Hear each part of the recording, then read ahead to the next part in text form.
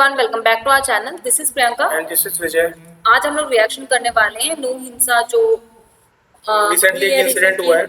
उसी के ऊपर जो आरजे रौनक ने वीडियो बनाई है, उसके ऊपर रिएक्शन करते हैं।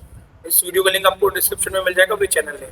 तो चलिए देखते हैं वीडियो कैसे होने वाली है। दोस्तों, बीती 31 जुलाई को नू में वीएचपी ने ब्रजमंडल यात्रा निकाली। यात्रा नू के नलहरेश्वर मंदिर से बड़कली चौक, फिरोजपुर, झिरका के शिव मंदिर होते हुए पुनाना के राधा कृष्ण मंदिर तक जानी थी। दोपहर 1 बजे तक जब ये यात्रा बड़कली चौक पर पहुंची तो कुछ लोगों ने इस पर पथराव कर दिया। चारों तरफ से भीड़ आने लगी। यात्रा में शामिल लोगों पर गोलियां और पत्थर बरसने लगे। जान बचाने के लिए लोगों ने जो कुछ किया वो सुनकर आपके रोंगटे खड़े हो जाएंगे। पुलिस वालों ने डर के मारे अपनी वर्दी उतार दी। एक टीवी पत्रकार ने हाथ पर बंधा कलावा उतारकर फेंक दिया और एक महिला मजिस्ट्रेट तो अपनी 3 साल की बच्ची के साथ एक गैराज में छिप गई। डर के मारे लोग नलहरेश्वर मंदिर की तरफ भागने लगे। मंदिर के तीनों तरफ पहाड़ियों से भीड़ पर गोलीबारी हो रही थी। देखते ही देखते यात्रा में मौजूद सारे लोग मंदिर की तरफ भागे। हमला करने वाले लगातार मंदिर में घुसने की कोशिश कर रहे थे। आसपास के पूरे इलाके में दंगाइयों ने तांडव मचा दिया। इतनी भीड़ के सामने पुलिस भी बेबस थी। फोन पर अतिरिक्त फोर्स को बुलाया गया और जब तक फोर्स आती तब तक 6 लोग इस गुस्साई भीड़ का शिकार हो चुके थे। सैकड़ों गाड़ियां फूकी जा चुकी थी और दर्जनों लोग और पुलिस वाले इस हिंसा में घायल हो चुके थे। दोस्तों, किसी भी लोकतंत्र के लिए इससे बड़ी शर्म की बात और क्या हो सकती है कि उसके अपने ही लोग अपने ही देश में शांति से धार्मिक यात्रा न निकाल पाए और जब वो यात्रा निकालने जाएं तो उन पर इस तरह का हमला हो जाए। ऐसे में सवाल ये कि नू में जो कुछ हुआ उसका जिम्मेदार कौन है? क्या इस हिंसा की जिम्मेदारी हजारों की वो भीड़ है जिसने कई दिन पहले ही इसकी तैयारी की थी, हथियार जुटाए, आसपास के लोगों को इकट्ठा किया, या इस भीड़ को उकसाने के लिए मोनू मनेसर और बजरंग दल के लोग जिम्मेदार हैं जिन्होंने यात्रा से पहले वीडियो रिलीज कर दूसरे पक्ष को भड़काने की कोशिश की, या फिर इस सारी हिंसा के लिए वो नकारा पुलिस जिम्मेदार है जिसके पास 10 दिन पहले भी हमले की खुफिया जानकारी थी मगर फिर भी वो कुछ नहीं कर पाई। तो आज के इस वीडियो में हम इन तमाम सवालों का जवाब देने की कोशिश करेंगे। वीडियो ध्यान से देखिएगा, सही लगे तो इसे और भी लोगों तक पहुंचाएगा, शेयर जरूर करिएगा। शुरू करते हैं। दोस्तों, इससे पहले कि हम 31 जुलाई में नू में हुई हिंसा की बात करें, आपको इस इलाके के बारे में कुछ बातें बता देते हैं। नू हरियाणा का एक मुस्लिम बहुल इलाका है। 80% आबादी मुस्लिमों की है। नीति आयोग की रिपोर्ट के मुताबिक नू भारत के सबसे पिछड़े जिलों में आता है। यहाँ पुरुषों की साक्षरता दर 70% है तो महिलाओं की साक्षरता दर शायद देश में सबसे बुरी है। यहाँ हर 3 में से सिर्फ 1 महिला ही साक्षर है। नू सेक्सटॉर्शन का भी अड्डा है। झारखंड के जामताड़ा के साथ साथ देश भर में सबसे ज्यादा साइबर अपराध भी यही होते हैं। यह इलाका गौहत्या के लिए बदनाम है और यही एक वजह है कि यहाँ अक्सर गौरक्षक और गौ तस्कर आपस में भिड़ते रहे। 2019 में खुद पुलिस ने यह बात कबूली है कि इस इलाके में गौ तस्करी पर काबू पाना उनके लिए भी आसान नहीं है। इसी नू में 31 जुलाई को नलड़ मंदिर से पुराना तक जलाभिषेक यात्रा निकाली गई। यात्रा से पहले हिंदू पक्ष के कुछ लोगों की तरफ से वीडियो निकाले गए। उनमें से एक वीडियो मोनू मनेसर का भी था। आपको बता दें कि मोनू मनेसर वही शख्स है जिस पर इस साल फरवरी के महीने में गौ तस्करी के मामले में नासिर और जुनैद की हत्या का आरोप है। वायरल वीडियो में मोनू दावा यह कर रहा था कि वो 31 जुलाई की इस यात्रा में शामिल होगा। वो बाकी लोगों से अपील कर रहा था कि वो भी इस यात्रा में शामिल हो। कुछ लोगों का कहना है कि नासिर और जुनैद की हत्या के बाद से मेवात के लोगों में मोनू को लेकर पहले से काफी गुस्सा था। ऊपर से 6 महीने बाद भी पुलिस उसे पकड़ नहीं पाई थी। ऐसे में जब उसने यात्रा में आने की बात की तो लोकल लोग भड़क उठे। उन्होंने भी मोनू को धमकी देते हुए जो वीडियो जारी किए।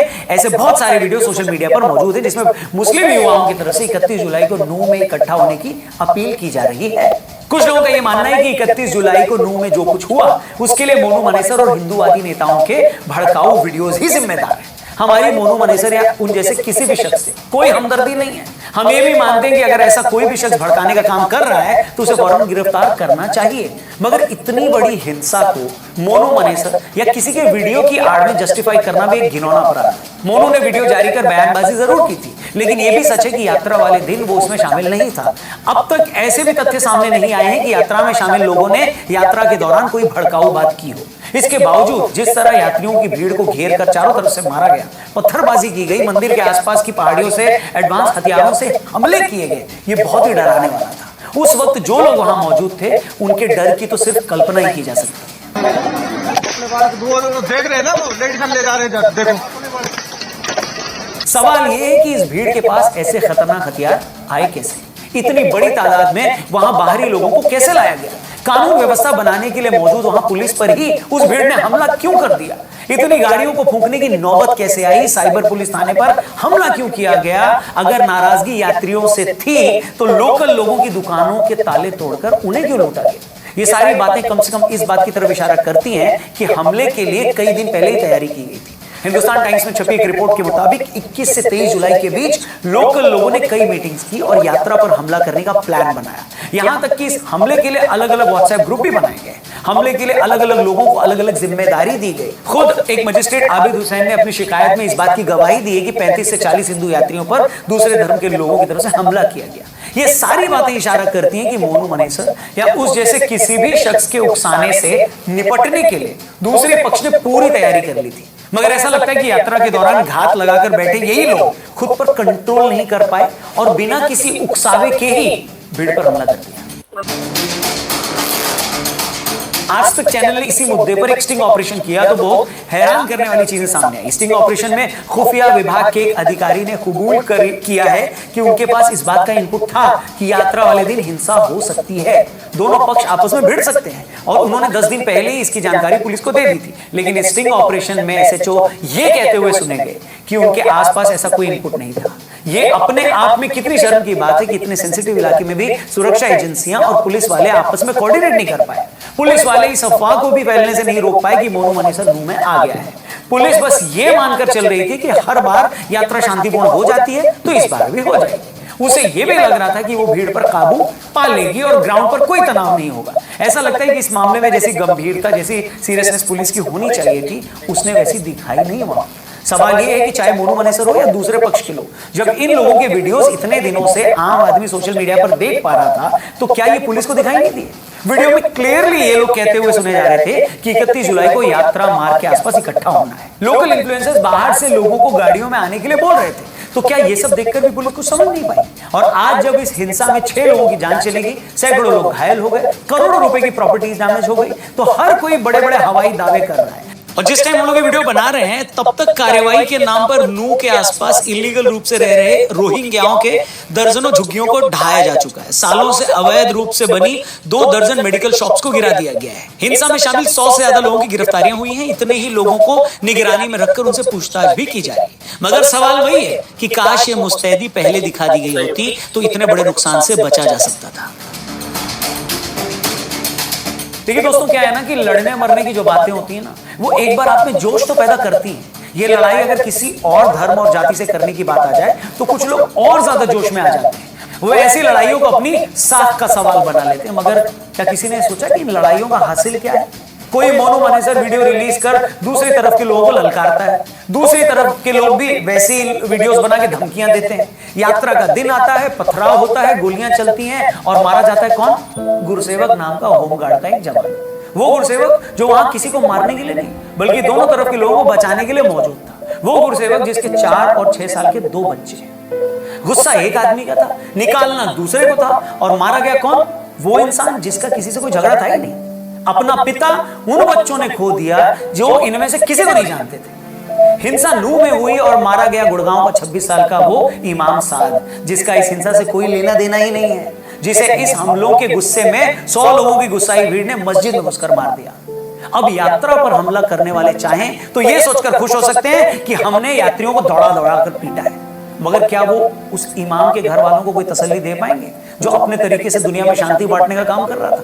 जो भीड़ अपनी तरफ से हिंदुओं को सबक सिखा रही थी, उसी भीड़ ने इस हमले में होमगार्ड के एक और जवान नीरज खान की भी हत्या कर दी। वो नीरज खान जिसके खुद के पिता करगिल युद्ध के दौरान भारतीय सेना की तरफ से लड़े थे। अब अगर सब कुछ मजहब की खातिर ही हो रहा था तो नीरज खान को मारने वाले उनके घर वालों को इस हत्या का क्या हिसाब देंगे? उन्हें ऐसी कौन सी तसल्ली देंगे कि वो लोग चुप हो जाए? इसलिए बॉस, लड़ाई कैसी भी क्यों ना हो, चाहे किसी दोस्त से हो, चाहे किसी देश से हो, चाहे किसी वर्ग से, लेकिन आप हिंसा करके, वायलेंस करके सामने वाले से कभी भी अपनी बात नहीं मनवा सकते। एंड में आपको बातचीत से ही हर मसले का हल निकालना पड़ता है। सालों तक चलने वाले युद्ध भी एंड में बातचीत से ही रुकते हैं। हिंसा करके किसी को मार के आप दूसरे को खत्म तो कर सकते हो, मगर कभी उसके साथ रह नहीं सकते। अपनी ताकत का डर दिखाकर उसका प्यार, उसकी इज्जत नहीं पा सकते। और यही बात सबसे इंपॉर्टेंट है। हिंदुस्तान इतना बड़ा देश है, यहाँ इतने तरह के लोग रहते हैं, जाहिर सी बात है आपस में डिसएग्रीमेंट भी होंगे, मगर जब वायलेंस को, हिंसा को, शक्ति प्रदर्शन को सामने वाले रौब जमाने का औजार बना लें तो हम कभी एकजुट नहीं हो सकते। कभी एक साथ नहीं रह सकते।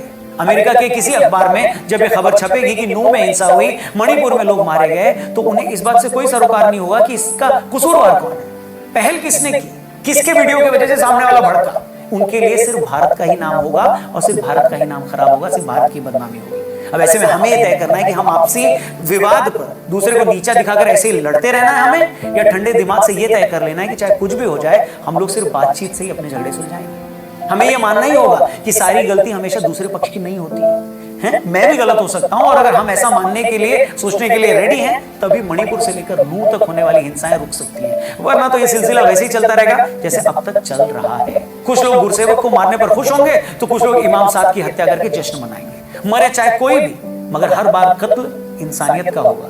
अनाथ बच्चे ही होंगे, रोएंगी उन घर की माएं ही। उन बच्चों की खातिर, उन माओं की खातिर ये सब रुकना होगा, रोकना होगा। अभी के लिए इतना ही। ये वीडियो कैसी लगी कमेंट करके बताइएगा, सही लगी हो तो और भी लोगों तक पहुंचाइएगा, शेयर करिएगा। शांति से रहिएगा। थैंक यू, जय हिंद। सिस्टम फेलियर हो रहा है, इसमें क्या है कि सिस्टम फेलियर समझ हाँ, आ ये रहा बात तो बिल्कुल सच है कि अगर पहले से ये सब चीजें पता थी, जब आम आदमी देख पा रहे हैं ये सारी वीडियोस, तो फिर पुलिस भी देख पा रही है, तो इस चीजों को पहले कंट्रोल कर सकते थे। है। इंटेलिजेंस फेलियर तो वहाँ सिस्टम फेलियर, इंटेलिजेंस फेलियर और मिसकम्युनिकेशन का पूरा एक रिजल्ट सामने निकल गया है, जो सबको भुगतना पड़ा, जो समझ आया। जो इतनी बड़ी हम हानि इतने दिनों से हुई है न्यूज़ सुन रहे हैं, सिर्फ एक वीडियो क्लिप अभी हमने देखी है, उसकी पूरी रिपोर्टिंग, लेकिन हम सब अवेयर हैं। तो जैसे कि पुलिस वालों को पहले से पता था, उन्होंने उस कोई एहतियात नहीं बरती, कुछ उस पर होमवर्क नहीं किया।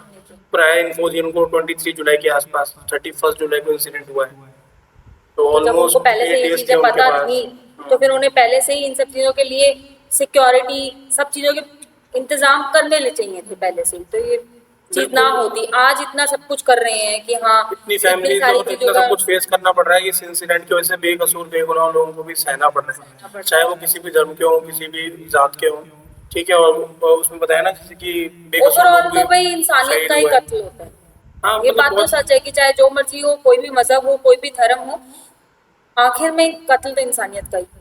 तो ये सब चीजें ना हो, इस सब चीजों के लिए भी सिस्टम को देखना चाहिए। आज वो एक्शन पे रिएक्शन हो रहे हैं या जो भी चीजें हो रही हैं, इन सब चीजों की बजाय पहले ही ये एहतियात सब चीजें पहले होनी चाहिए थी। अब होने के बाद ये सारी चीजें, दुकानें तोड़ रहे हो, रोहिंग्या मुसलमान की झोपड़ियां झुग्गियां उड़ा रहे हो, हटा वो रहे भी हो। इंसान, पहले जब वो रह रहे थे तब आप क्या कर रहे थे? तब पहले सिस्टम अगर क्या कर किसी ने रहा जो था? भी गलत करा या जो भी जब पहले से कुछ लोगों की इन्फॉर्मेशन आ वजह रही से- है कि भाई ऐसे ऐसे यहाँ पे लोग गैदर हो रहे हैं, मीटिंग्स चल रही हैं, या आपको 300 बॉटल्स आई हैं, वो पेट्रोल की है, जो भी चीजें हैं, गाड़ियां आ रही हैं, जो भी चीजें, और मतलब वीडियोस कि- बना रहे हैं लोग, एक हाँ, दूसरे को प्रशासन क्या कर रहा था? धमकियां दे रहे हैं, वीडियोस के थ्रू धमकियां दे रहे हैं, लोग देख पा रहे हैं, तो प्रशासन भी देख पा रहा है वही वीडियो। सही बात है, लाखों वीडियो करोड़ों का लॉस हो गया, गाड़ियां जला दी गई, प्रॉपर्टी का नुकसान हो गया। जो बेगुनाह थे उनके भी देखो, मतलब कितने सालों पीछे चले गए वो लोग, और स्पेशली जिन लोगों की डेथ हुई है, जो इसमें शहीद हुए हैं, सही बात है। उनकी जिन families लोगों ने, का जिन सोचो। फैमिलीज ने अपने लोगों को है खोया है, सबसे ज्यादा दुख तो उनके लिए है। और ये हम लोग भीड़ तो का- आज बात करेंगे, कल भूल जाएंगे। किसका मोटिव पूरा हुआ इससे? कुछ नहीं किसी पूरा का हुआ। मोटिव पूरा हुआ? आज किसी से का पहले भी मोटिव कितनी लड़ाइयाँ हुई हैं, कितने दंगे हुए हैं, किसी चीज में किसी का फायदा नहीं निकलता, किसी धर्म का, किसी पर्त का फायदा नहीं निकलता। इस वीडियो पे रिएक्शन देना जरूरी था, जरूरी था। और जरूरी भी है, क्योंकि हम सबको ये बातें समझनी पड़ेंगी और सुननी पड़ेंगी, ये फैक्ट्स को लेके बात करनी पड़ेगी। मतलब इस वीडियो में जिस तरीके से एक्सप्लेन किया गया, कई सारे पॉइंट्स हमें भी नहीं पता थे, ये वीडियो में बहुत अच्छी तरीके से एक्सप्लेन किया गया है। और सिर्फ नो हिंसा वाली बात नहीं, कहीं भी हमारे इंडिया में ऐसे इंसिडेंट हुए भी और हो भी रहे हैं। हाँ, हो ही रहे हैं। मतलब अगर इस उसे- चीजों को ना धर्म को लेके, अभी उसको नहीं लेके- समझेंगे तो आगे भी इसी तरीके की चीजें चलती अब वो रहेंगी। आज इमाम जो नूह है, कल गुड़गांव कहीं में, और होगा। गुड़गांव में तुम्हारा वो भी गलत है, उसका तो कोई गलत मतलब ही नहीं था। नूह कहाँ पे और गुड़गांव कहाँ पे? उसको भीड़ ने गुस्से में जला दिया, मार दिया, उससे क्या हो गया पूरा यार? कुछ भी, किसी का भी कोई फायदा नहीं होता है। चाहे एक इंसान किसी भी धर्म का मर रहा है या वो लोग जाकर दूसरे धर्म के लोगों को मार रहे हैं, आखिर में मरता सिर्फ और सिर्फ दंगे करने वाले लोगों को कुछ नहीं होता। जिन्होंने दंगे भड़काए उन्हें भी कुछ नहीं होता। जो मरता है वो आम इंसान होता है, जिसका किसी दल से कोई लेना देना नहीं होता, किसी धर्म से कोई लेना देना नहीं होता। वो शांतिपूर्ण तरीके से अपना जिंदगी जी रहा था। इस वीडियो के थ्रू हम किसी को पॉइंट आउट नहीं कर रहे हैं, ना सिस्टम को, ना लोगों को, ना किसी जात को, ना किसी धर्म को। बस यही है एक कि हमारा हर जनरल इंसान आइडिया है को कि इंसान को इंसान समझने- समझो, इंसानियत को समझने की, इंसानियत को बचाए रखने की जरूरत है। बेवकूफ़ी ना करें, दूसरों की बातों में ना आए, जिससे इतने बड़े लॉस होते हैं, है ना। एक सोशल लेवल पे भी और एक पर्सनल लेवल पे भी। और कुछ नहीं, बाकी वीडियो ठीक थी, कुछ नया जानने को मिला। चलिए मिलते हैं नेक्स्ट वीडियो में। जय हिंद। Thank you for watching our video, do like and subscribe our channel. मिलते हैं न्यू वीडियो के साथ।